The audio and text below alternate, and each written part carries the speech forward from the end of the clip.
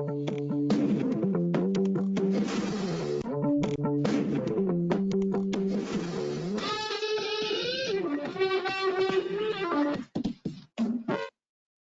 everyone.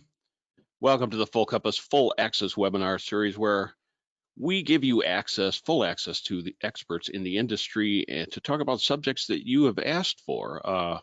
So you get to pick the product or the subject, and we'll pick the expert and bring them in.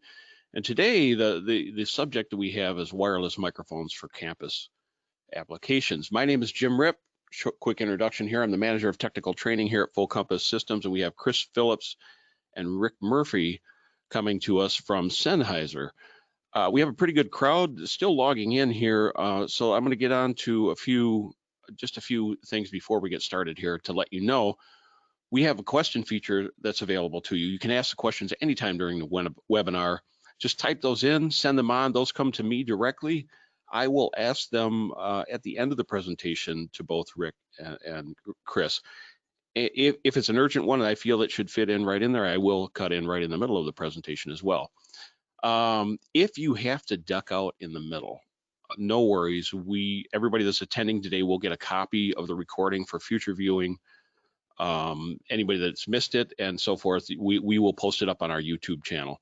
Also, as I mentioned, you get to pick the product or the subject. At the end, there's a short survey. Please fill that out. It's only 2 questions, pretty easy.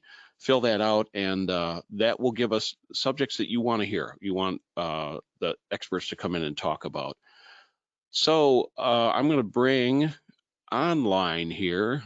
Let's see. We got first. I'm going to turn my own camera on here so that you can see myself here. I'm at control room number 2 at Full Compass, and I'm going to bring on Rick Murphy and Chris Phillips here. Both there. You guys should be coming up live here. How you guys doing today? Hi, guys. Hello, doing fine, thank you. Say, I figured I'd have a little surprise for you with the mic here. You recognize that one at all, guys? Fine choice, yes. Yeah. Yes, a classic broadcast, but now I guess popular for Tom mics. It's the MD421 from Sennheiser. So, Chris, we can see all your accolades here. Rick, you want to talk about Chris? You want to do the introduction? I'll let you take that over from here. Certainly. Like. Absolutely. Well, good day, everybody. Welcome. Thank you for letting us come into your computers like this. I'm Rick Murphy. I'm the area sales manager for Sennheiser.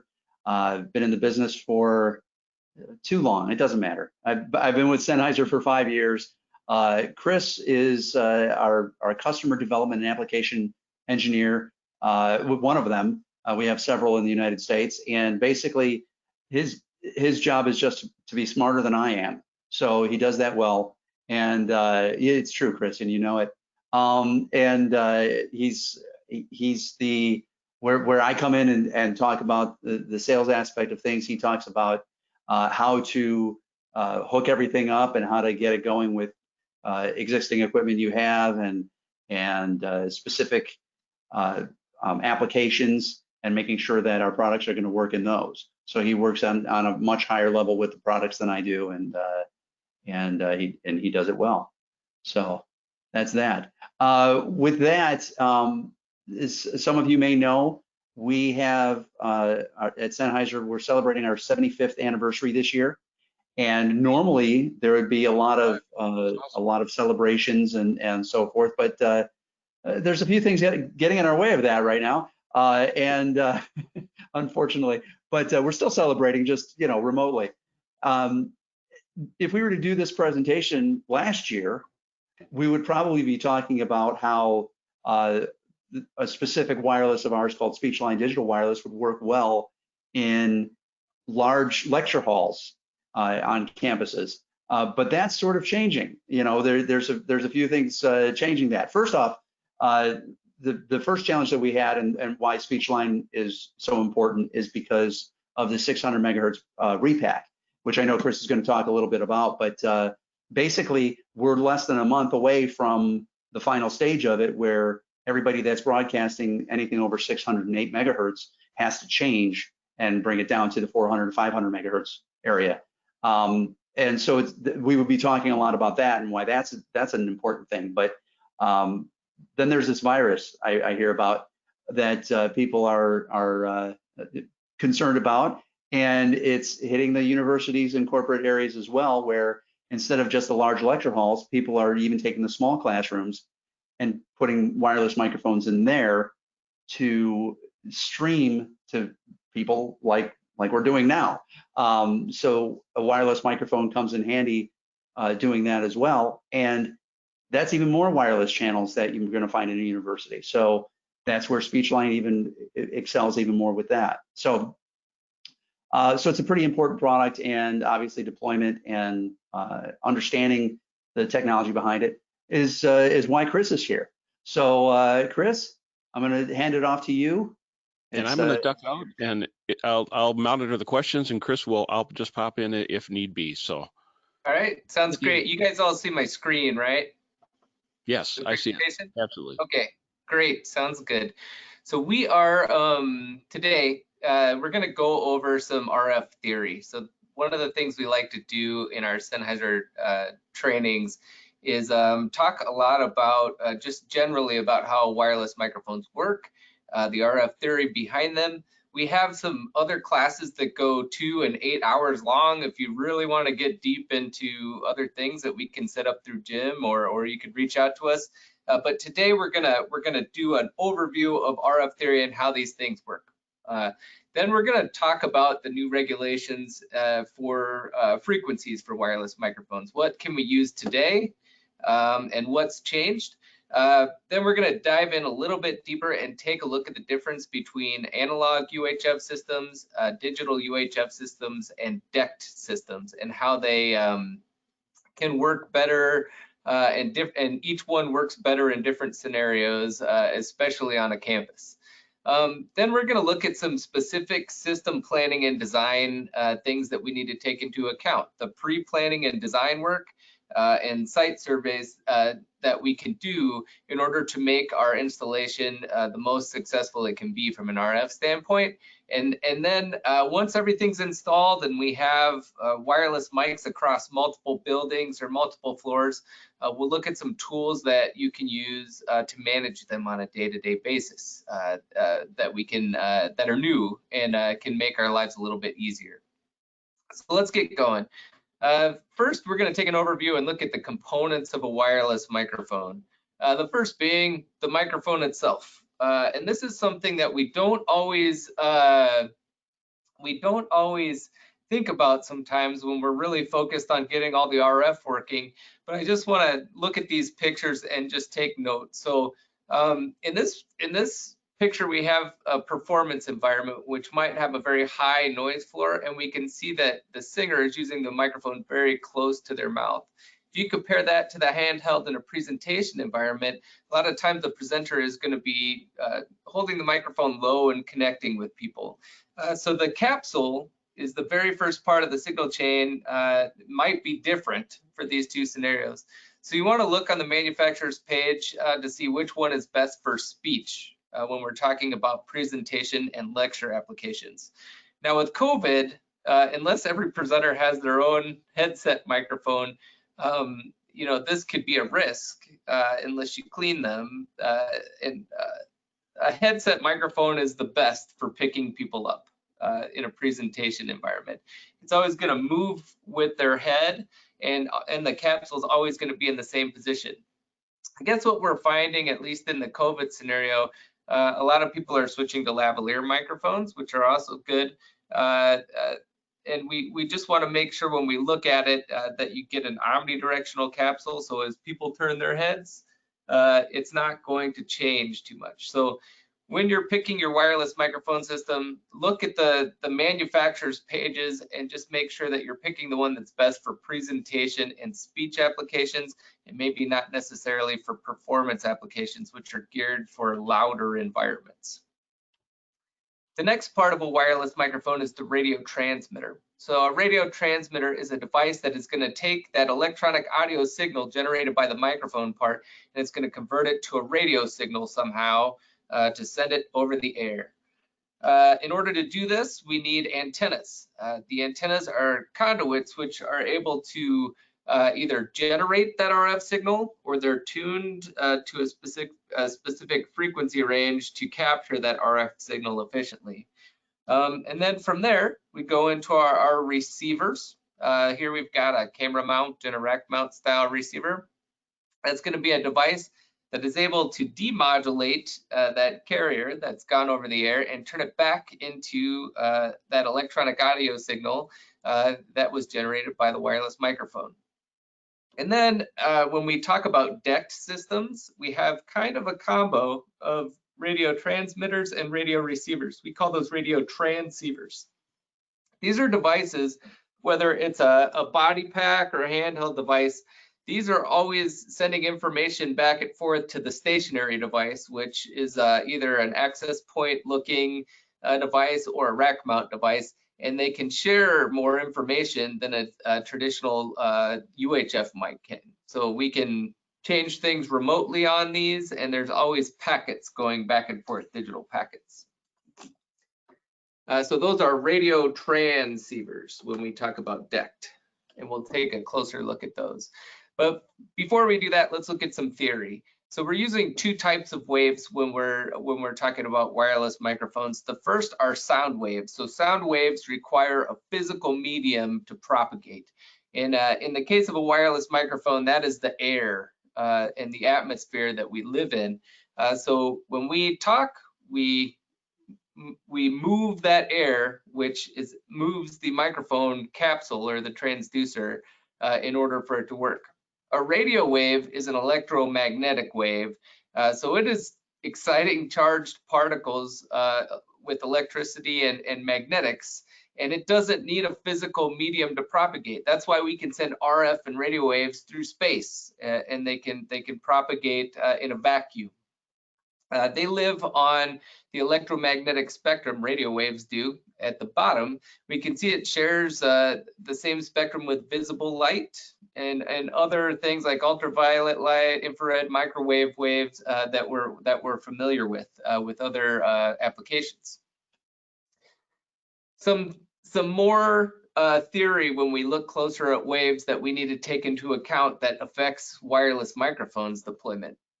So wave propagation, longer wavelengths or lower frequencies are able to pass through and around physical barriers easier than shorter wavelengths.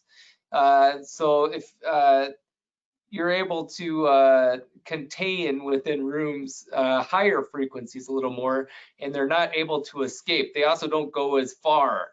So along with that is reflection. So shorter wavelengths are going to reflect off surfaces a lot easier than longer wavelengths. So lower frequencies are going to reflect more than reflect less than higher frequencies. Range. Shorter wavelengths or higher frequencies require more power to cover the same distance as longer wavelengths or lower frequencies. So if you're trying to cover a football field or an arena in a big amount of space, even in the UHF spectrum, it's a good idea to find the lowest frequency that you can get, because that wavelength is going to cover more distance with less power. To cover the same distance with higher frequencies or shorter wavelengths, you need more power. And that also translates to cable loss. So shorter wavelengths or higher frequencies are going to lose more strength over the same amount of cable than a longer wavelength with a lower frequency. And we always use 50 ohm cable with wireless microphone systems.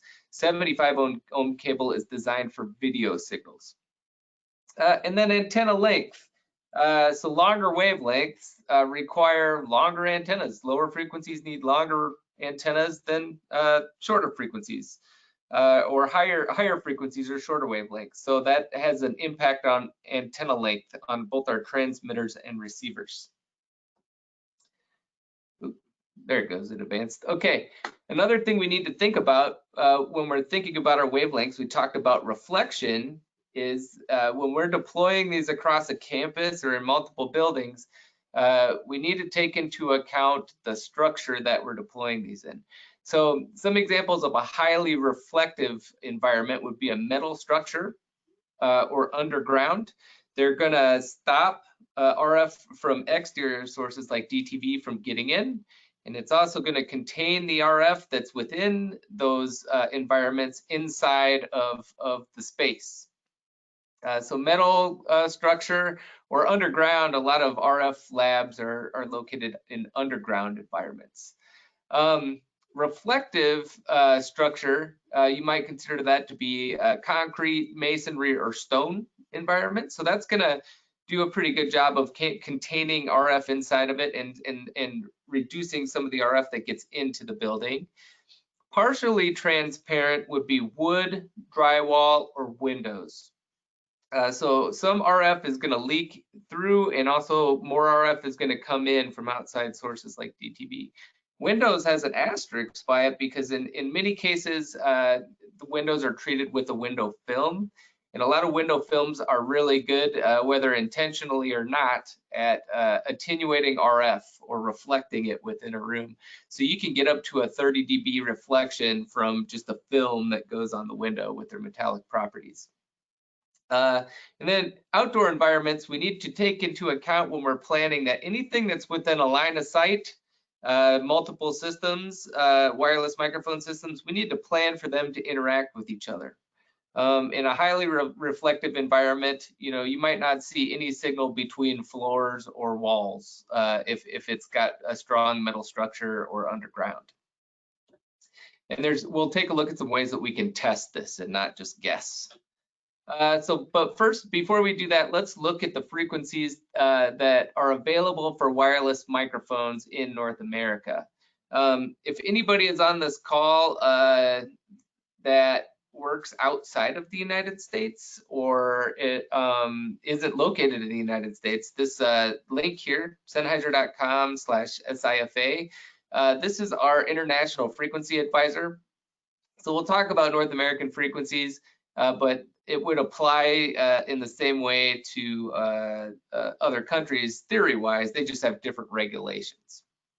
All right, so let's look.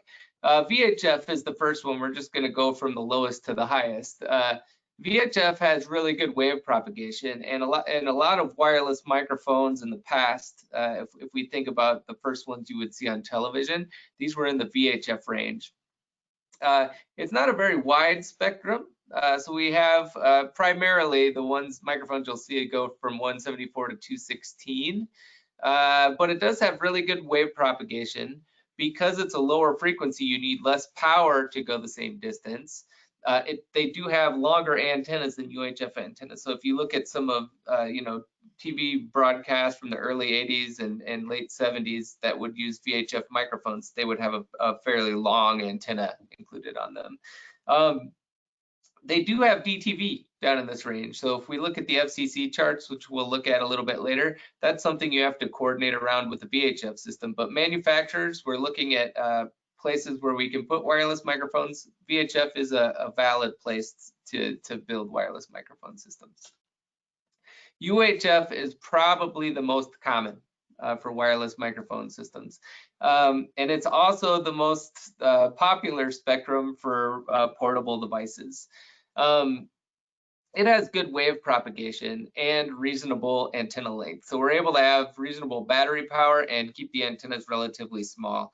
That's what makes it a popular part of the spectrum for mobile phone devices and telecommunications as well.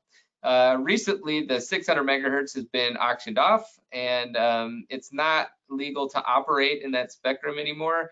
And we'll do a scan a little bit later, and we'll see what that looks like with the T-Mobile deployment. It's very difficult to operate wireless microphones in that range at this time anyway, in almost all markets.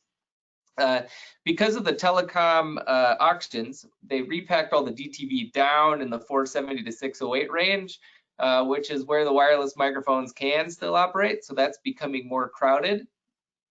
Without a license, you have a 50 milliwatt maximum RF transmit power.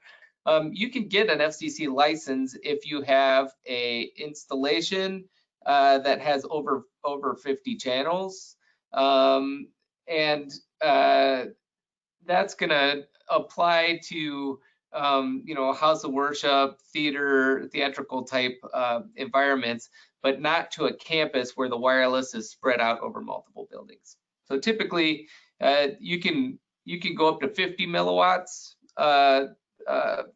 under that, and we're going to see that really in a classroom environment, you want to get the power as low as possible anyway. The other part of the UHF spectrum I should talk about is the STL band, up here 941 to 960 megahertz. This is a licensed area that broadcasters can use, it's called the Studio Transmitter Link, and you need a license to operate a wireless microphone up here, but manufacturers do make them. Dect, we're going to talk a lot about Dect. In the US, we have a 10 megahertz range. It's more reflective than the UHF signals because it's 1.9 gigahertz. So we're able to contain that RF power inside a room easier than a UHF system because of the reflection. It's a bidirectional communication as part of its standard. So you're able to monitor a lot of things in Dect. And then you can go up to 250 milliwatts transmit power or as low as 0.3 milliwatts. So you can contain it within, you know, 8 to 10 feet if you want to by turning the RF power down really low. Then the last part of the spectrum are the unlicensed bands, which 2.45 gigahertz down in the 900 megahertz. These are, there's a lot of consumer devices in these ranges. So we make wireless systems in these ranges, but if you need to cover a large area or you know that you have a high level of Wi-Fi like you might on a campus, it's better to use something outside of these ranges. We know that there's a lot of consumer devices operating, and with the expansions of Internet of Things, for critical applications, 2.4 and 5 gigahertz is better for really close range applications like a good amplifier to a guitar on a stage within 10 to 15 feet. So wireless microphone basics. Let's take a look at analog, digital, and Dect. The first thing I want to talk about with UHF systems, our analog and digital systems, is intermodulation.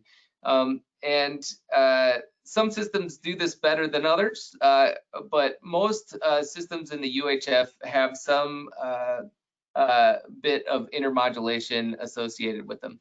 What that is when two transmitters get within feet of each other and they're transmitting at a high power, it's possible for the transmission of one system to go into the antenna of the other system and create a harmonic in the amplifier section. The good news is we're able to calculate these and coordinate around them. So let's take a closer look at that. One thing we like to do are science experiments. So I think I can flip it with this here. Make another. I just have to find my screen sharing and share a different application. Here we go. Here it is. Okay, so hopefully you guys see my spectrum analyzer here. This is a Tektronix spectrum analyzer, and you can see I have two wireless microphones that are at 50 milliwatts currently, and I have them a couple feet apart. So they're at the maximum power. If I bring them close together, I can create a little bit of those intermod frequencies. And you know, if all the microphones in the system are on, if you were operating on top of one of those intermod frequencies to the left and the right of the two big carriers, you probably wouldn't get too much interference. But if you turned it off, you might get a mix of the two microphones modulating together. So this is these are analog microphones, and we have a little bit of intermod. I want to just show you real quick. I'm going to turn the RF power down to 10 milliwatts on both of these. And notice I have to get them, even with the high power, I have to get them pretty close together. But that might happen in a scenario where people set them out at the beginning of the day on a table. So these are 10 milliwatts. I'm going to get them close together, and that intermod is almost gone in the noise floor. So when we're setting up systems, a good rule of thumb is that we want to set it to the lowest power that a transmitter will allow and still allow you to walk the entire room without a dropout. A good way to do that is to kind of hide it under your arm and walk and put it in a worst case scenario and just you want to get the lowest possible RF setting, and then that will reduce the amount of bleed with UHF systems to adjacent rooms and also reduce intermodulation. So I'm going to turn off this body pack transmitter here, and I'm going to turn on a digital transmitter. So we're going to have, this is our digital 6000. We're going to compare a digital carrier to an analog carrier. And this is the modulation scheme. So an analog wireless microphone is going to use FM or frequency modulation. And you can see we both have, I'm going to zoom in. Let's zoom in just a little bit here. They both have kind of a carrier, so like a hump above the RF noise floor. And when I talk into the analog microphone, and I'm just going to hum into it, we can see that the audio information is embedded by shifting that frequency within the 200 kilohertz range that's allowed by the FCC. So I'll do it one more time. And hopefully you saw that carrier get bigger. That's how analog wireless microphones work. In a digital microphone, we use digital modulation. So if I do the same thing, it doesn't really change. And that's because even though RF is an analog medium, we're encoding it with zeros and ones and digital information over that. And the silence takes as much data as the sound does. So you're always just going to see that one carrier frequency there. So while we go back to the presentation for a second, I'm going to run a quick preset here for our next thing that we're going to look at, which is going to be Dect. And we're going to set it up for a different range here. Maybe. There we go. All right. So while that's happening, I'm going to jump back into my presentation. All right. Hopefully you guys all see that. So hopefully that explained a little bit about UHF systems. That's what we were looking at there, and the difference between analog and digital, and give you maybe a little understanding of intermodulation and why we coordinate frequencies. So Dect. Dect stands for Digital Enhanced Cordless Telecommunications. It is a standard.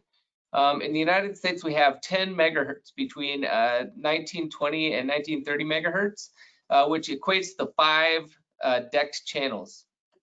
Dect is a bidirectional communication, so all devices are always constantly communicating back and forth with each other, which also allows them to automatically frequency coordinate with each other, which is great. It uses a scheme called TDMA, or Time Division Multiple Access. So what will happen is a Dect device will go on air, you power it on, and it's going to become the primary device in the area, the first one. And then as you turn other Dect devices on, so that'll be the yellow one. As we turn other ones on, they're going to check in with that yellow one, and it's going to assign them time slots. So we have a downlink from one device and an uplink to the other device, and that takes about 10 milliseconds for them to communicate back and forth. So we can see that some of them are sharing a time slot in this scenario, and then we also see some are sharing a channel, and they automatically coordinate to do that. Let's take a closer look. We'll jump back into the spectrum analyzer, and I think I can do this without turning off my PowerPoint. There we go. Yeah, cool.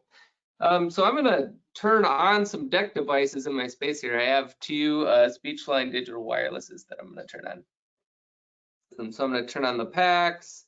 I'm going to turn on the stationary devices, which is like the rack mount receiver, and we see them come on in this channel here, and we'll see them automatically jump around on the 5 Dect channels and start to coordinate automatically with each other.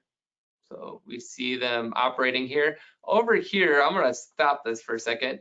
We see all these little bursts of RF data. So this graph shows RF over time, and we see that really evenly. This could be audio information here. This could be, you know, the pack saying I'm muted and my battery is at 85%.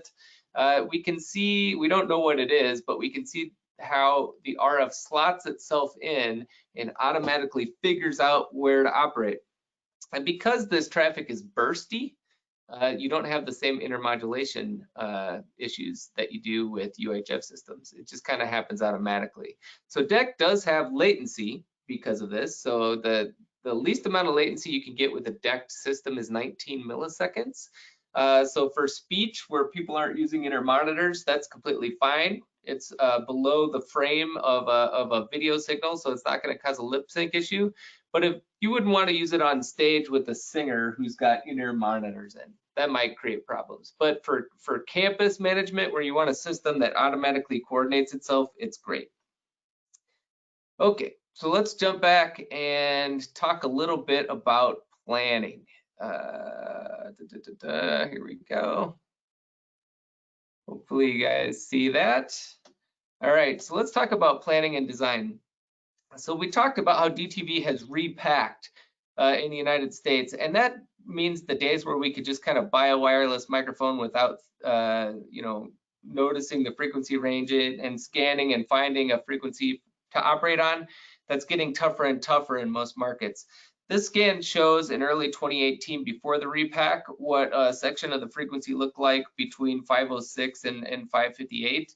And then we see the same scan in early 2019 after the repack, and we see a DTV channel, which are these 6 megahertz chunks on every single channel. Each DTV channel is 6 megahertz wide. And then there's not a lot of space in that frequency range to operate a wireless microphone. Some ways we can do this for free without having a system is to go to the FCC DTV reception map, which is this website here. If you go there, you can type in your city, your zip code, your address, and it will tell you which stations have a high signal strength. And then we can look at that when we're picking a range for our wireless microphones. Some other tests that you can do is if you can get your hands on a system, you can use the built-in scanning features. So our systems have banks, and these are frequencies that are pre-coordinated so they don't have any intermodulation interference. So you want to stay within the same bank within your coordination. And you can do an auto scan, and it'll find you channels that all work together and pretty easily could coordinate a system. Other manufacturers would call that a group. Ours is called a bank. A walk test, if you can get the system, is great when we talk about figuring out how much your structure attenuates. So we talked about that before. You could take the receiver in one location and you can walk with the transmitter, and ours will have a built-in walk test on the 3 and 500 series where it'll show you the lowest it got and the highest it got when you do your walk. You can also have somebody watch it, or with our control cockpit software, you can monitor the RF strength on your mobile devices you're doing your walk test. So that's pretty good. On a Dect system, because it's bidirectional, you can actually monitor it on the body packer handheld as well. So a walk test will tell you how much your structure is attenuating the RF signal, and then you can create zones with that information. So built-in scanning and pre-coordinated frequencies are great. You can also use external software. Ours is the Wireless Systems Manager, and that works with our EWG4 and 6000 series wireless. It can let you monitor the system, but also turns it into a spectrum analyzer, or SIFM, which is a free software to calculate your own intermod-free banks. So let's take a quick look. We're going to take a quick look at a receiver scan here where I'm at in South Minneapolis. I have too many things open. Here we go. All right. So, this might not be the window we are looking for.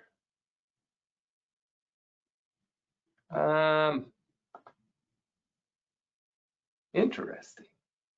So let me see if I can get it to pop up here. If I close it here, need to close this, and then I'll reopen it in the application.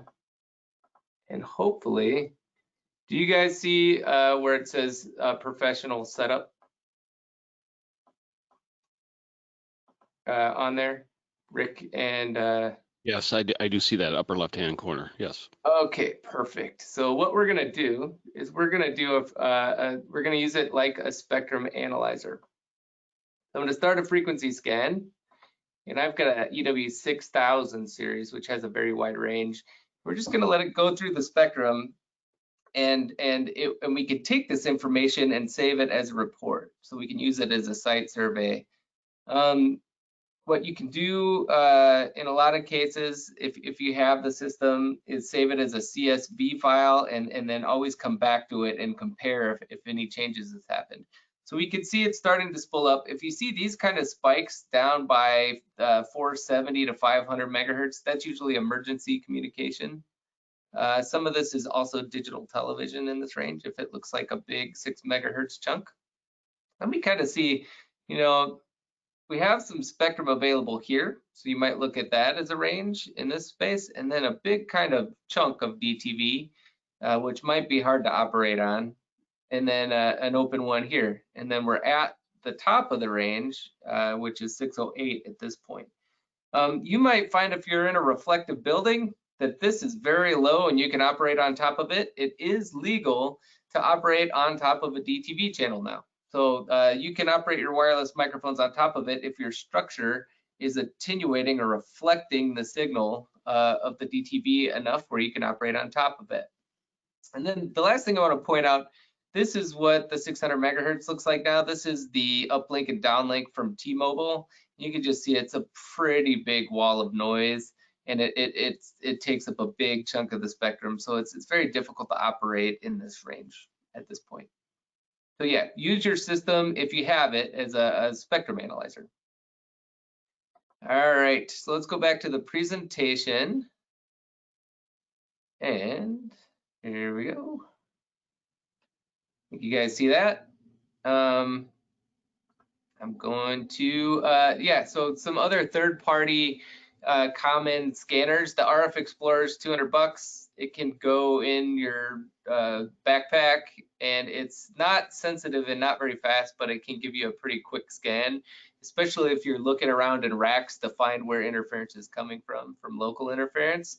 The Signal Hound's another one that is kind of a mid-range one, and it works with the PC. We use the Tektronix RSA 306 in the field. That's kind of what we were looking at today, which is a little more expensive. We talked about frequency over cable loss. So this is something to take into account. A lot of times you see RG58 used as cable, and RF systems, we want to keep them within 4 dB of gain at the receiver from the antenna and not any more than 6 dB of loss. So we could see even a 100-foot cable of RG58 at 400 megahertz is going to be above that. And once we get up, go ahead. Yes. Chris, real quick. We're seeing your presenter view. Could you switch that to the yes. Perfect. Did that? Okay. Sorry about that. Oh, no worries. Here, let me get down to where I was. I think this is close. Okay, there we go. Do you see that? Perfect. Yes. Okay, yep. Cool. So we know that, you know, it's good if you're going to run over 50 feet with a 50 ohm antenna cable. Something like an RG8, which is equivalent times microwave, is a manufacturer. Belden does RG8 times microwave is LMR 400.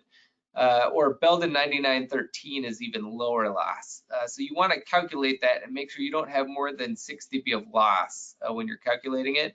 This website is a cable calculator. It's got all the manufacturers in there, and you can type in the length of your cable, your frequency of your system, and the type of cable, and it'll tell you how much loss will happen over that chunk of cable. So let's go through some examples, some zoning examples on how you might do this in a campus. So UHF microphones on adjacent floors. We have found that in a lot of cases, floors, if they're concrete and rebar, can be pretty reflective. And you might not have to plan for IM3 products in those scenarios between concrete and rebar floor. The way you'll be able to tell that is a walk test. So in this scenario, let's say that we have wood and wood beam floors in an older building, and it's partially reflective. So we're going to take IM3 or that intermed product into account, and we're going to use our scanning tools to do that. One thing you want to do, and we looked at this before on the spectrum analyzer, is you're going to want to set your transmit power to the lowest possible setting that allows you to walk the room without a dropout. This is going to allow you to more densely pack RF systems, whether they're UHF or Dect systems. And then you want to localize the antenna. So if it's a UHF antenna and the system is not in the room itself, in a rack in the room, it's centralized closet, you're going to want to use 50 ohm cable.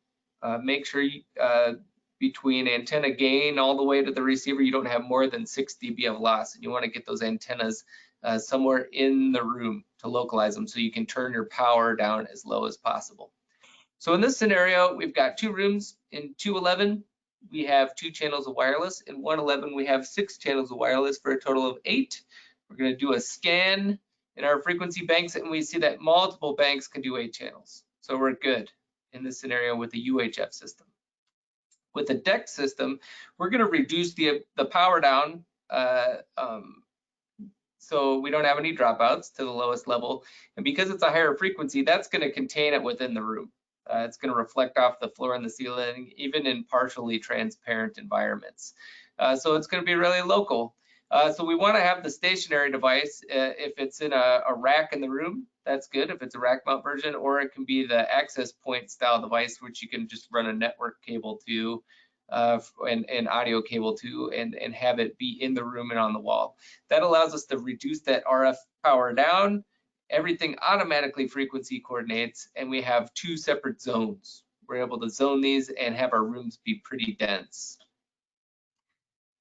So for 16 channels of wireless microphones, let's expand this a little bit. So we have our 2 rooms with 8, and we're going to add another room on a floor with drywall that has another 8 channels, 116. So a total of 16 channels that may interact with each other because they're pretty close.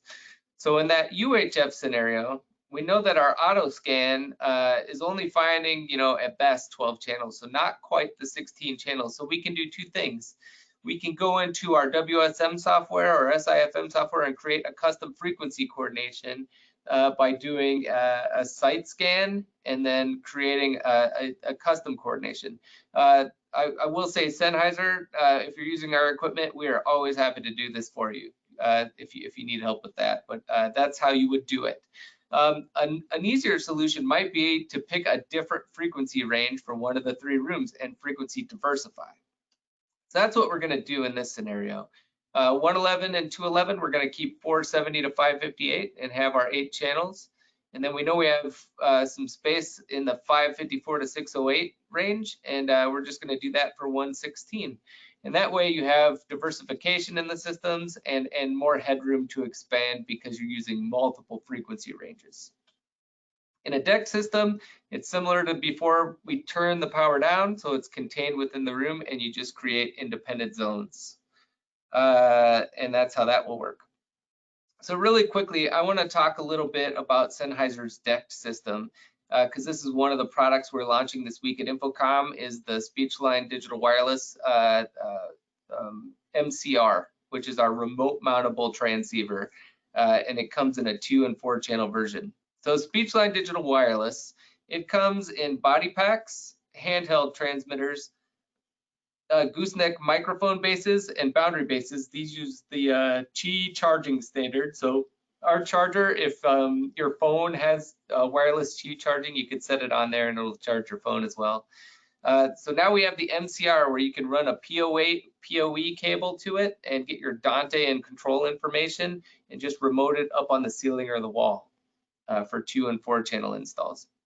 And then we still have our rack mount receivers, which are also completely networkable. We also have networkable chargers. And because all of this system speaks bidirectionally, we could get all kinds of information from it. And we'll look at some examples of how you can use this across a big campus. So here's a closer look at the 2 different stationary devices, the rack mount and the MCR device. The MCR, we power at PoE. We have a full control suite. So if you're integrating it with third-party controllers and adding remote mutes. You can do that with your Crestron, AMX, Extron, QSC type of system, BiAmp. We have an open API, so you can control these things, and it is encrypted, and it does automatic frequency coordination. So closer look at the MCR. We have 2 and 4 channel versions of it. The port setup, we have an analog output. So this is going to be a mix of all the channels. And then we have every channel available independently via Dante. You can set the Dante up for daisy chain. We can split the ports, which are redundant. So if you have 2 redundant switches, you can set it up that way for failover. And then we have split mode where if a network admin didn't want Dante traffic on their network, you can have PoE and control on port 1 and Dante on port 2. So that is Speechline Digital Wireless. And when we talk about Dect, this is Dect technology that we use. Let's take a closer look at how this is deployed across a campus.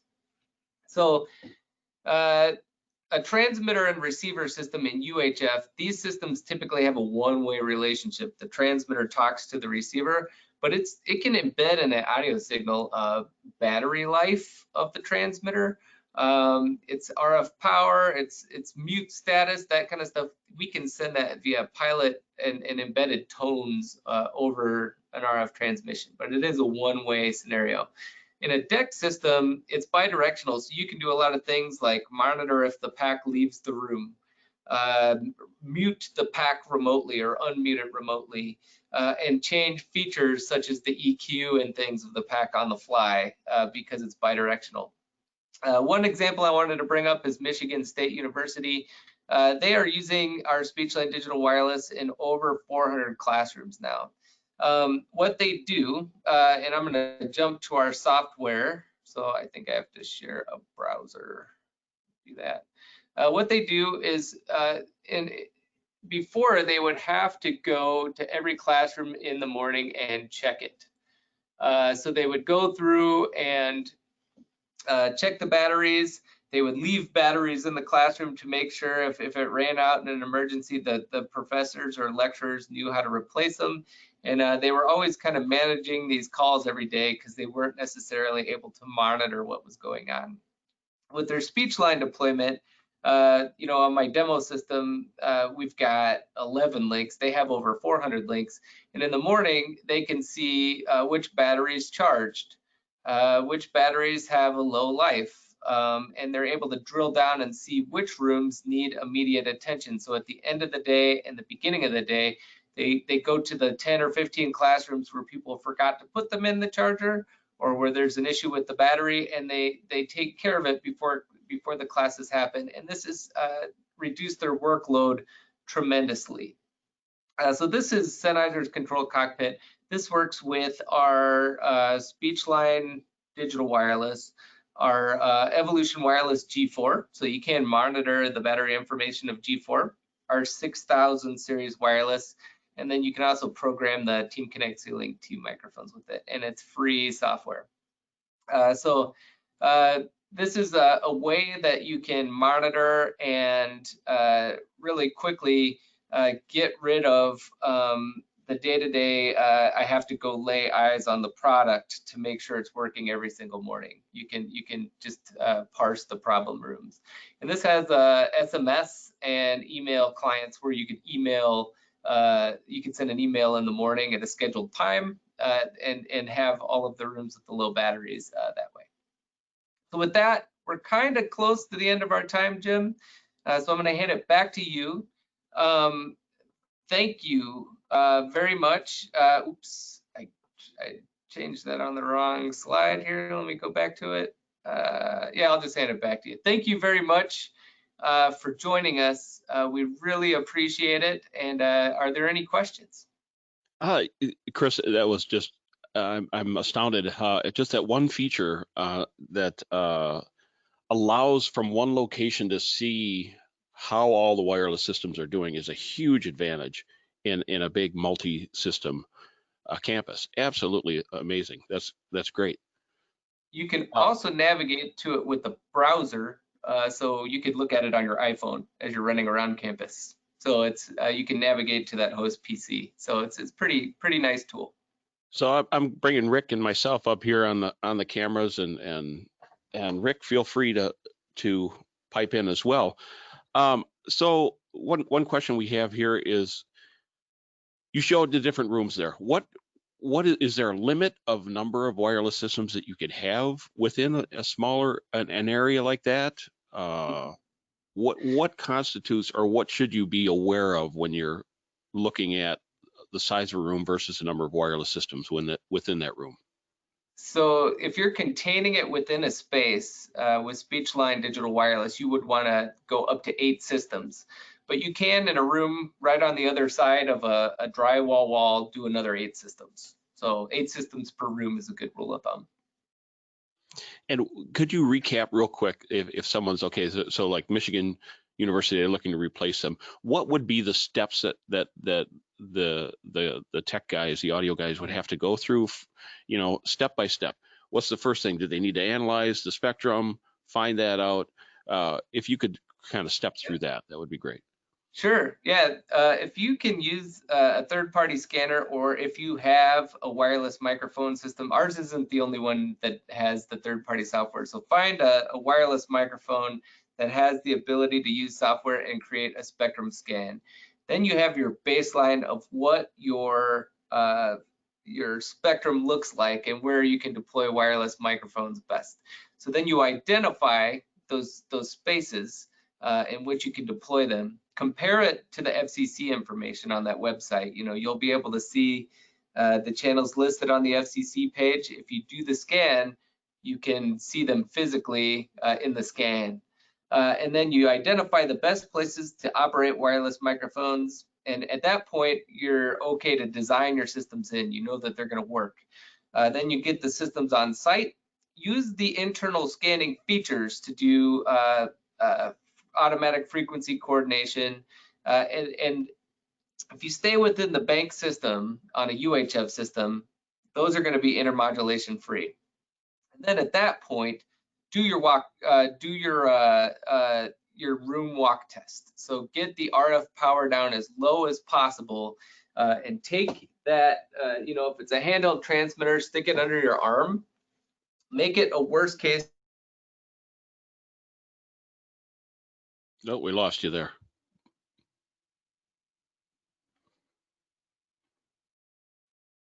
Rick, you're muted. I think he Froze. Are you hearing me, Jim? Worst case scenario. Yes, I can hear you. Yeah, worst case scenario is kicking out the Ethernet plug, I guess. I think I could probably finish up what he was about to say. You want to create the worst case scenario for wireless. That's why you put the antenna under your arm. He's frozen on a great picture of him too, by the way. I know. He looks frightened. But and then you do the walk and find out where there are problems, if any, and rinse and repeat using higher power if you need to. But and also see how the other rooms respond to it. So if you've got adjacent rooms, you want to do the walk test with one room while scanning with the other one. Another thing to mention is that this is one of the reasons why the Dect range is so attractive in situations like this. Generally, in campus applications, you're not going to have 8 microphones in a single room, so you're going to be well under that. But at the 1.9 gigahertz range, there's not a lot working there unless you've already got microphones that are there. It competes with things like wireless home phones and garage door openers and things like that. So you're not going to generally find those on a college campus. So you'll be set. But you will find plenty of 2.4 gigahertz devices. So that's why we recommend staying out of there. You will find UHF traffic that you have to navigate around, whether it's television channels or the theater department's wirelesses or what have you. So that's why we feel so strongly about the Dect frequencies in these applications. So you can operate in the 2.4, but it's risky, basically. There he is. Yeah. It's very risky. Obviously, in a campus, I mean, you've got people, you've got Wi-Fi usually as an infrastructure already, and then you have people going on social media on their phones, and that might be using the same Wi-Fi. And every time somebody goes to look up something on their phone, it may be competing with the wireless microphone that's in the way, you know. So it's yeah, that's why we recommend staying away from that. So Chris, welcome back. Welcome back, Chris. Good to have you. Yeah, I don't. A happier expression on Sorry. your face. So I don't have, I have, it's more of a statement from Eric here. He says, using the same bank is useful for intermodulation problems. So if you want to elaborate on that, that's, I would agree with that as well. Yep. So we like, yeah, as we looked at,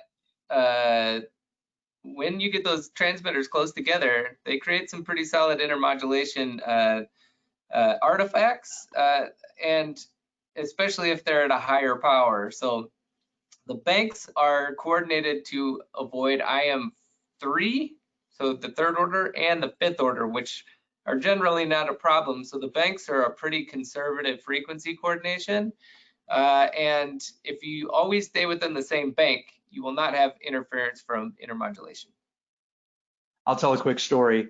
In a previous life, when I was working for a different microphone manufacturer, I was talking with a singer of a band.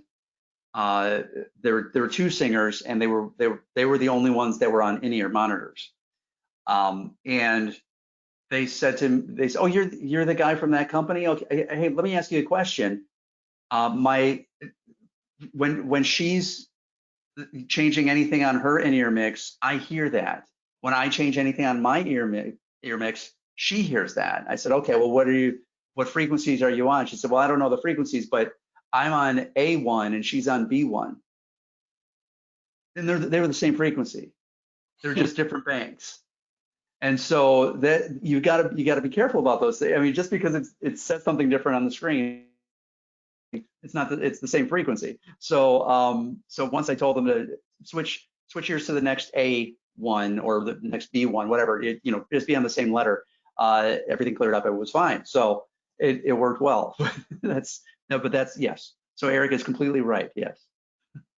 So we have Michael here. He missed kind of the front end of the presentation, and he says he's trying to find the best frequencies for two Sennheiser mics at a church where he installed those.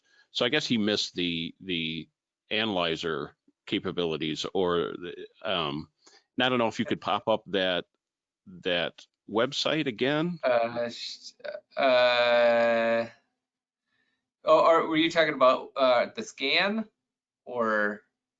I guess it's a combination of the both. Seeing in your area that the FCC. You can see. Yeah, and in his case, he's got them on site, so you can run what we call is the easy setup in the menu, and it'll act as a scanner. Even our 100 series will scan, and it'll find you open frequencies automatically. It's set to the level of the squelch. So if your squelch, it's a setting where you want to have that, and it's two little dots on the RF meter right above the noise floor. Set that so it's right above the noise, and then do a easy setup scan, and it'll find you frequencies automatically with the systems that you have. Jim brought up the FCC website. I'm going to type in that link into the chat, and you guys can save it. And that's a way where you can look at what spectrum is available in your area before you buy a system. So while you're doing that, I'm always doing that. Oh, go ahead. Go ahead. No, go ahead. All right, I'll go. I'm the guest here. And if you're having further trouble and need further assistance, contact your Full Compass representative, and they can contact Chris or I, and we can troubleshoot and figure out what the best thing to do for you is. Every area is different. Every wireless is, well, not every wireless, but every wireless series is different. So yeah, there's best practices for each. So we can walk you through it. We'll figure it out. So I'm going to touch on just real quick, briefly here. There's the link for everybody in the chat. I don't know if they can see it because I don't have the ability to send it to Yep, I can see it. attendance. So yes, and it Okay. shows. So I want to emphasize a point, Chris, that you made, and kind of went past it a little quick. That regarding the buyout of these frequencies, that people really need to be aware that their systems, if you have an older wireless system, you have to upgrade that to fit within the FCC ranges that are allowable. Mhm. So I want to emphasize that. And one of the tech questions that we tend to get quite often is, and that you had mentioned this as well, is that when you're dealing with a wireless system within a room contained, it doesn't matter where you can have the receiver sitting in a different room. What's important is to have that antenna Yes. very close, so you can lower the power, and that's not pushing out to the other rooms, and you're not grabbing other interference as well. So We do see a lot of, or get calls where somebody has an IT closet that's, on the other side of a floor and cinder block walls and stuff like that, and they just have the antennas inside the rack there. And that, if you have it at the highest power of your transmitter, might work, but you're running a risk. What you want to do is get the receiving antennas as close to the transmitter as possible by remoting them with 50 ohm coax, making sure you're not having too much loss. We looked at some ways to calculate that, and you want to turn that RF power down to the least amount as possible. This is going to reduce interference with neighboring rooms and spaces, and it's also going to save your battery life quite a bit. excellent. So we're right at the top of the hour here. I think we should wrap things up here. Rick and Chris, thank you so much. That was a absolutely fact-packed presentation there. Really appreciate you guys joining us today to clear up a lot of the confusion that people have in setting up wireless systems in that type of situation. So thank you guys. Thanks, Jim. Oh, you bet. Any My pleasure. Thank you. any last words of wisdom you want to give to our listening audience today?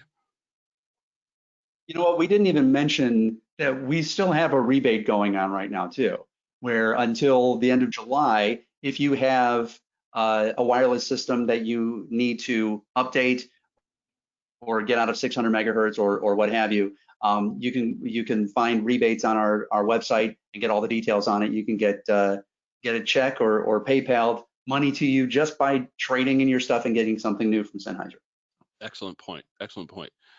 Well, I'm going to wrap things up here. Thank you, Chris and Rick. And thank you all for listening today. Just one quick reminder, you can contact me if you have any further questions. If my tech team can't answer it, then definitely we will push it on to Chris and Rick and get them involved in it.